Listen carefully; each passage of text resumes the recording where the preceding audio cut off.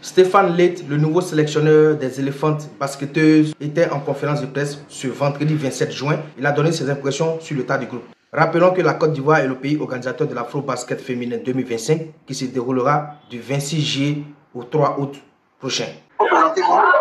Présenté, très bien. Stéphane Leit, je suis du coup le nouveau sélectionneur de la Côte d'Ivoire et durant en dehors de l'été, je suis entraîneur en France en première division depuis maintenant près de 15 ans. La préparation. Alors la préparation se passe pour l'instant très bien. Moi j'ai pris le groupe aujourd'hui il y a maintenant 5 jours. On s'est beaucoup entraîné. Donc aujourd'hui on a laissé la première journée un petit peu de repos étant donné qu'on avait la conférence. On en demande énormément, on fait de très longues sessions.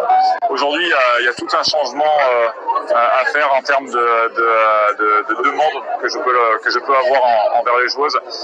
C'est-à-dire que il faut qu'elles s'approprient un fond de jeu qui est complètement différent, des manières de travail qui sont différentes.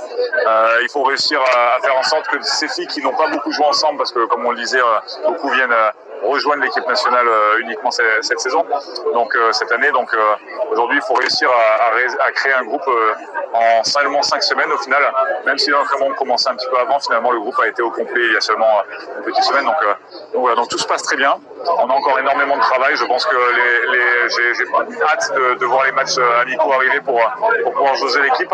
Maintenant, on a encore beaucoup de choses à travailler avant de pouvoir jouer de l'opposition. La prochaine étape, c'est le départ en Turquie pour réussir un petit peu une mise au vert avec un contexte un petit peu différent. C'est 4 matchs amicaux là-bas, donc ça va être l'occasion pour le groupe aussi de se centrer un petit peu sur elle-même. Donc voilà, donc on va avoir 15 jours sur place là-bas.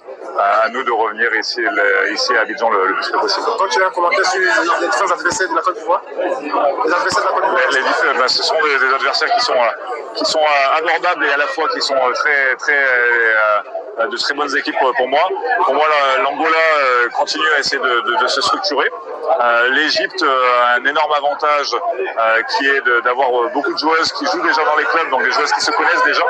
Donc il va falloir qu'on soit capable très vite, comme elles, de ne faire qu'un, c'est ce qu'on disait tout à l'heure. Aujourd'hui, on va avoir deux adversaires qui sont très différents, avec une équipe qui joue un basket très structuré, avec du jeu de relance par sa défense, et une équipe qui est beaucoup plus intense, qui est l'Angola. Donc à nous de nous adapter à ces deux adversaires.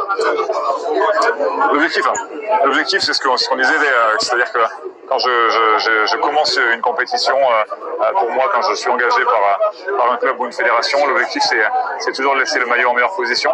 Aujourd'hui, la meilleure position de la Côte d'Ivoire, ça a été 4e. Donc mon objectif minimum, c'est de monter sur le podium. Alors le titre, on sait très bien que le Nigeria fait office d'épouvantail. C'est une équipe qui est construite pour gagner, pour dominer même. C'est la première équipe africaine à avoir sorti la phase de groupe durant les derniers JO. Aujourd'hui, on va dire que ce sont eux les favoris. Le titre, aujourd'hui, je crois qu'il faut y croire. En effet, on verra aussi si notre équipe, quand notre équipe sera complétée avec Ariata Diaby pour voir, c'est aussi une joueuse qui sera importante dans cet objectif-là.